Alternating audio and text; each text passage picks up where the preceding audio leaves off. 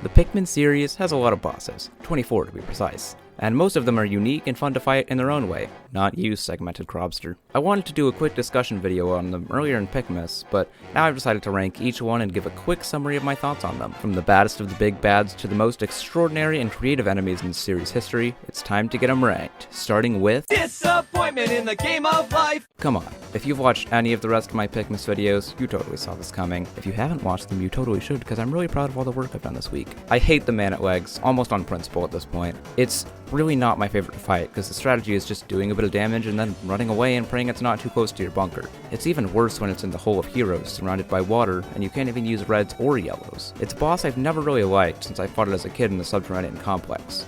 It really does give off the vibe of something much bigger than you, with much more powerful weaponry, and I respect that, but I've just had some bad experiences with this boss. Now that we've got the worst boss out of the way, let's go ahead and talk about the one I find less annoying, but that I always rag on. Finishing off the F tier, we have the one and only, I hope, segmented cropster. This boss feels so obscure and just not talked about at all that I forget about it every time I go to play through Pikmin 2. It's just so random and for some reason feels like the black sheep of Pikmin 2's bosses. An already weird bunch. Probably because all of us wanted to push it out of our minds because of how awful this fight is. The segmented cropster attacks by rolling around like the cannon beetle larva rocks, following you and killing any Pikmin it rolls over. You have to get it to expose its one weak spot on its belly that's blocked on one side by its claw and barely low enough to throw reds onto, by rolling it into a wall. But doing this makes rocks fall down from the ceiling, which gives you that much less time when you're trying to avoid them, and forces you to risk losing Pikmin if you want to actually get in substantial damage that cycle. I really hate fighting it, and it's just so forgettable, but at least we're at a F tier. Speaking of which, next up we've got an enemy people really seem to want back, but if it does make a return, I really hope it's more challenging.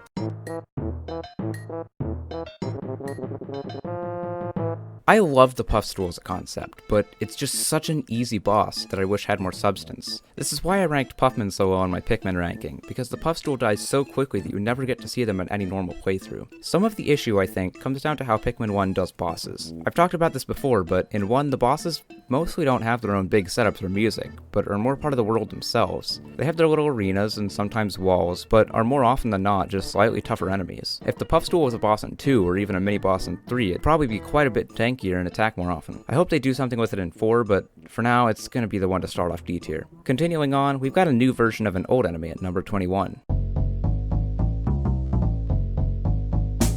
This is a bit of a weird boss, because they just took the beady longlegs and gave it hair. It's really interesting to fight, but I found it can take quite a while, especially when you don't know how to beat it at first. You're supposed to charge Pikmin up its legs and get all the hair off its 8 joints, and that exposes its central body orb thingy that you can get a bunch of Pikmin on, usually yellows or wings, to do a bunch more damage. It feels a lot more convoluted to fight than the beady longlegs, and it always just irritates me. This is the only boss on the list that I have not fought to this day, because I never ended up going back to the Intact site late enough. Apparently it's pretty easy, but it's a lot more of an obscure boss than most of the ones on this list. It does, however, have some really cool theories around it and the Wraiths in the later games, and a lot of mysteries surrounding these creatures. I don't have a whole lot to say about this guy, so let's move on to the first boss of C tier. This is an interesting one. I never hear anyone talk about this guy, probably because it's the boss of one of the most forgettable caves in the game. It shows up at the bottom of Shower Room, and a sub-level in the Hole of Heroes, a floor I think everyone wanted to push out of their memory anyway. It's basically a scaled-up version of the Toady Blister, except with one key difference. The Raging Blister has a really weird little gimmick where it'll always target the captain you're currently controlling. This makes the best strategy to position your 2 captains on opposite sides of it and have them take a small party of Pikmin each and throw them onto its tail while it's turned around. This makes the fight a pretty slow and often annoying battle without 3's ability to lock onto its tail. I didn't enjoy it very much, and for some reason I always remember it exists, but forget about the final boss of one of Whisper Wild's caves. A little weird, but hey, I make Pikmin videos on the internet. It kinda comes with the territory. This might be a bit of a controversial take, but I don't like this thing. I've never liked how slow and grindy it feels in Pikmin 1, which I recognize is a pretty bad take because I respect it as a boss fight. It's this huge, intense battle with its own music, and it's tough to take down without losing a lot of Pikmin. It's a really cool, difficult fight that does a great job of finishing off one's story. With that said, guess what my least favorite Pikmin game is? If you guessed Hey Pikmin, you're wrong because I've never played it and it doesn't count, and neither does Bloom because I don't really care about it. Let's just say main series Pikmin game. And as I've said before, I just don't like 1 as much as the other game. It's a good game, I know, but I've never been able to get behind it.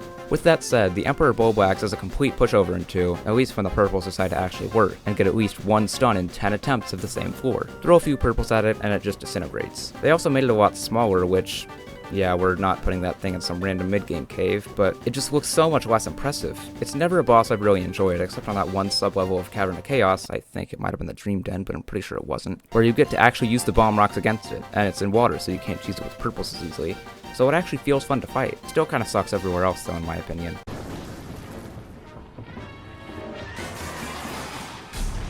As the first boss of Pikmin 3, I couldn't rank it too low, but whenever I fight it, it just feels a bit underwhelming. It's a really neat boss that puts the Rock Pikmin's capabilities in the spotlight, but if you destroy its mandibles as soon as possible, it can't really do much to you. After that, you kinda just throw some more rocks at its tail and it pretty much just dies. It is admittedly tankier in Ultra Spicy mode, but there's still not much it can actually do to you. It's unfortunate, because this would probably be a really cool boss if it was a bit more competent.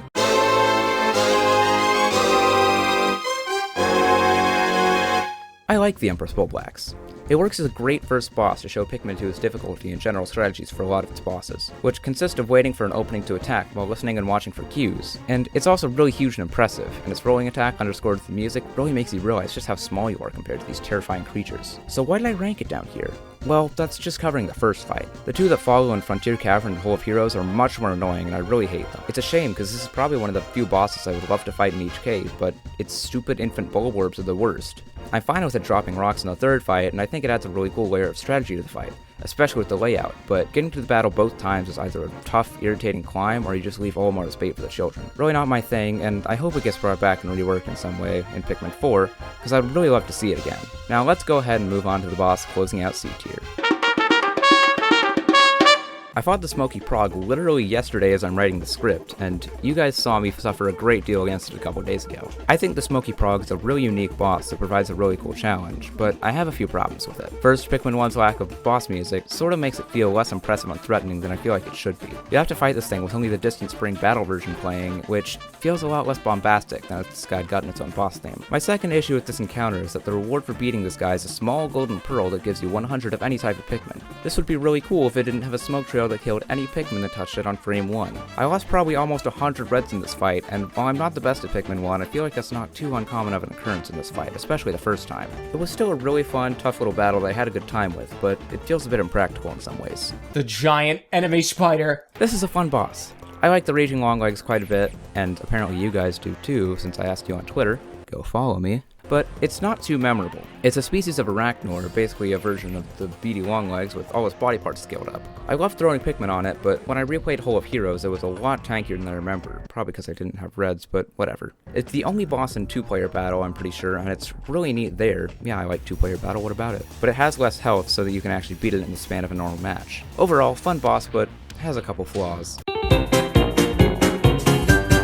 This is another one in the same vein as the Raging Longlegs, a boss fight that I enjoy quite a bit, but with some annoying stuff about it. It's a tough, thrilling fight in the Snagger hole, and a great take on the burrowing Snagger boss fight, but its rematch in Hole of Heroes is a lot more tanky and annoying to fight. I like this boss a lot, but I've had bad experiences with it in the Hole of Heroes. This is probably the tier where I won't have a whole bunch to say about these bosses, because they're pretty middle of the road.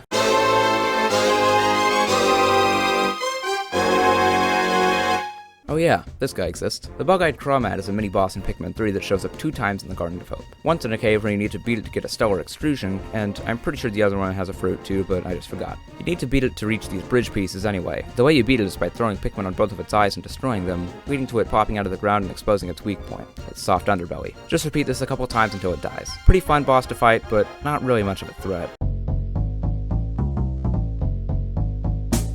Weirdly enough, this is the first Pikmin boss to ever have its own music. It's a pretty easy boss, but a classic nonetheless. You fight it by throwing Pikmin onto its head orb thingy, mostly yellows because they can hit it even when it's attacking. In Pikmin 3 it turns into the Shaggy Longlegs, except in some mission mode stages, and I've already given my thoughts on that guy. But the way you fight it in 3 is a lot more interesting since Pikmin can climb up its legs now. That's pretty much all I've got to say on Old Beatty for now, so let's go ahead and move on to the top 10 and finish off B tier. Just barely making our top 10 list, the Armored Cannon Beetle is a cool boss. It attacks by inhaling through a hole above its face and then spitting a rock at you, and you have to throw a Pikmin into that hole while it's inhaling to stop it and make it open up its elytra or shell or whatever it is, and throw Pikmin on its exposed backside. Side note, I never knew why this could be hit by all Pikmin because it looks really hot, like only Reds can handle it. It's a really neat little fight that I like a lot, and while we have the Cannon Beetle larvae and decorated Cannon Beetles in the later games, we've never seen this guy come back. I hope it makes a reappearance in Pikmin 4 because I love fighting it. A really unique fight to start off A tier, the giant red bug is a super interesting boss to fight. Its arena is an entire cave sublevel filled with treasure, electricity, and smaller bread bugs. It's a super cool fight that I always enjoy, and it finishes off one of my favorite caves, so it's definitely going to be up there. The way you beat it is the same as its smaller counterparts. Just lure it over with an item and then have your Pickman carry it back to the research pod, and it'll take a third of its health and damage. Do that a couple more times, or just throw some Pickman on top of it, and it'll be toast in no time.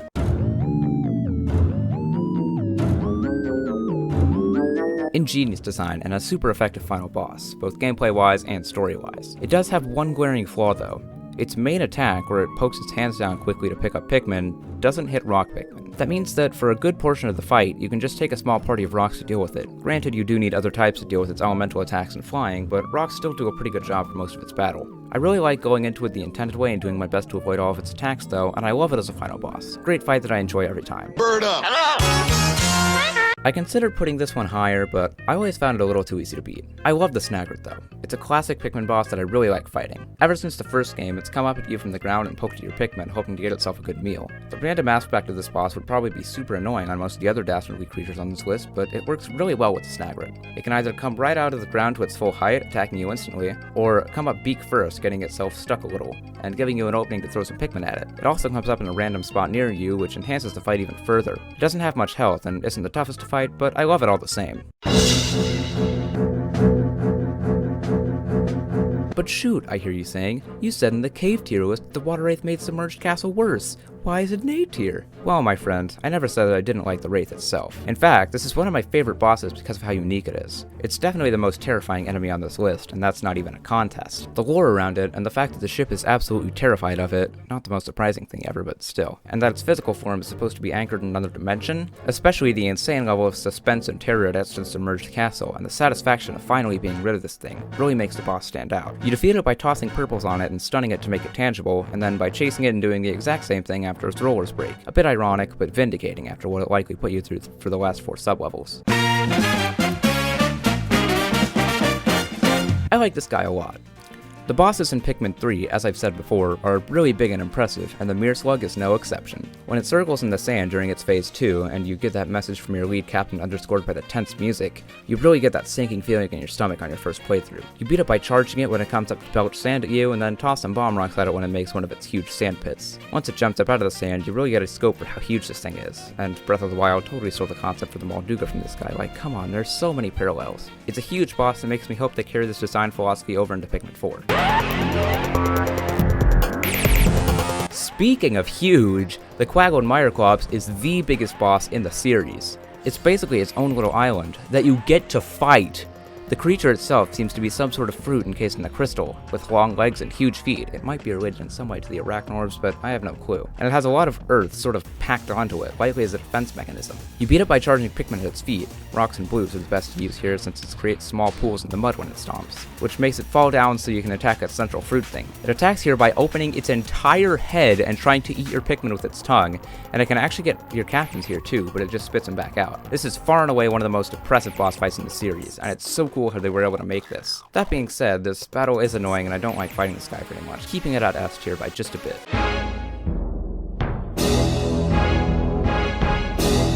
I absolutely love the Titan Dweevil. The strategy for fighting this guy is a bit unorthodox, and I might be biased because this is my first Pikmin game, but I always enjoy fighting the Titan Dweevil. It's incredibly satisfying to break off a weapon and leave it with one less method of attacking you, and the fact that it gives you 5 treasures is kind of insane. The theory that Louie was controlling the Dweevil the whole time is really interesting, and it being a spider boss that isn't an arachnor was pretty neat too. It serves as a really good final boss for Pikmin 2, but its water attack kind of annoys me because it can hit your other Pikmin that aren't in the arena. The best way to deal with this is to take a party of yellows, use a bunch of spicy spray on them, and throw them at its treasures in whatever order you see fit. I usually go Monster Pump, Comedy Bomb, Flare Cannon, Shock Therapist, because the yellows are immune to the only insta-kill element it has and can be thrown the highest or reached easier. All in all, definitely one of the coolest bosses.